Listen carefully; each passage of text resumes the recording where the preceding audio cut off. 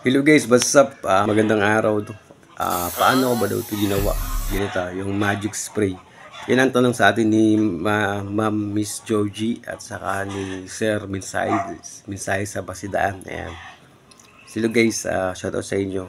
Ito na po yung tutorial na hinahanap nyo guys kung paano ko ginawa yung magic spray gamit ang CapCut. Tara, madali lang to. Samahan nyo ako guys. Let's go! So, open CapCut, new project. Tapos, hanapin nyo yung video na i-edit nyo guys. Sa akin ito. Yan, click nyo lang yan. Tapos, yan, dito na. Dito na tayo sa CapCut. So guys, dito kuha lang tayo ng plain background. Kasi kailangan natin mamaya yan. Tapos, ikaw, acting ka lang dyan. Nag-entrance ka dyan. Tapos, acting ka lang kunwari na re-reveal ka, nakikita ka. Yan, tapos, alis ka. Kunin mo yung pang spray. Acting ka na naman dito ngayon na mag-spray ka. Guys, dapat distansya kayo guys. Kasi sa akin pagkuhan ito, hindi masyadong distansya. Kaya nahirapan ako. Para di kayo mahirapan, distansya lang. Yun, tapos nyan, yung mga, linisin muna natin to. Yung CapCut na logo, tanggalin natin ta guys. Maglinis muna tayo. Yan, tapos dito banda sa may plain background, yung walang tao, kailangan natin yun. Kasi, yan natin yun, i-split. Yan, hanapin mo yung walang tao, hindi pa siya lumabas. Tansyahin mo.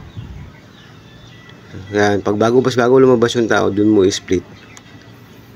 Diyan, split mo yan. Pero wag kang magpuputol Tapos dito naman, banda dito, yung nag-acting ka na nakikita ka na reveal na sarili mo.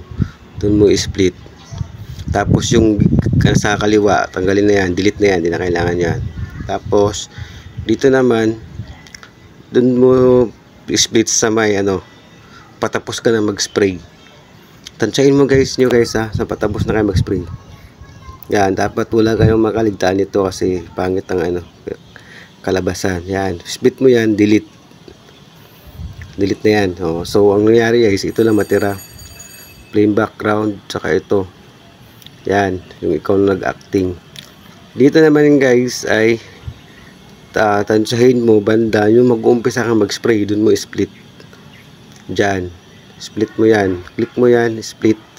Huwag mong i-delete Tapos click mo yung pangalawang clip, tanapin mo yung overlay, pababa natin yan, overlay.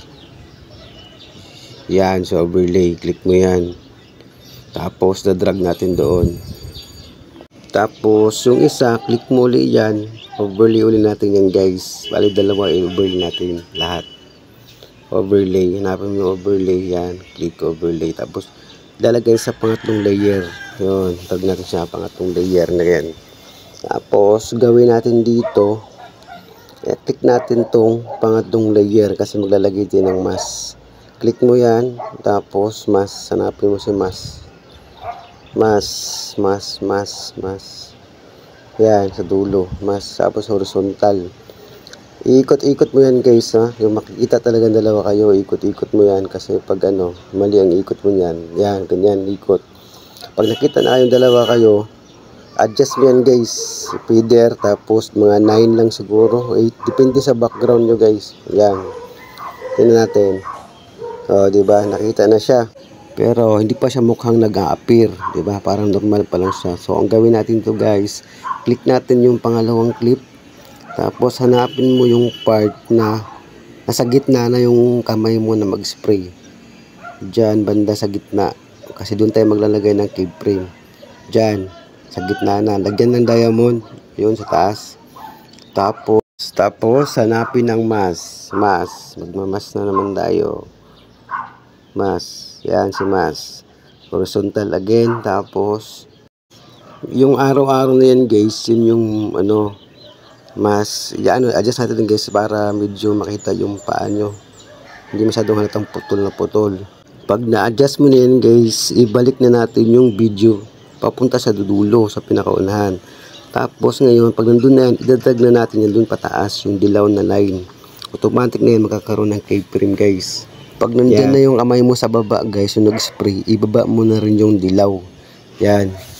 Para mag-appear na lahat ng tao. Yan. Tingnan natin. Ito na yung itsura niyan guys.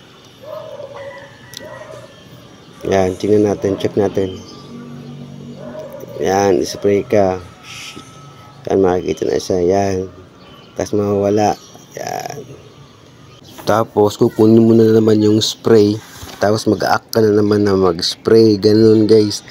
Ang resulta niya sa reels, guys, parang paulit-ulit na yung ginagawa mo na hindi na napapansin na paulit-ulit na pala na napapanood. Ayan, no. So, ganun lang, guys. Pagkatapos niyan, export na. Click mo na yung arrow sa taas, exporting na. After 100%, guys, yun, may pang-release na tayo. Sana may natutunan kayo at kung meron, follow and share. Ito na po yung resulta. Maraming salamat. God bless.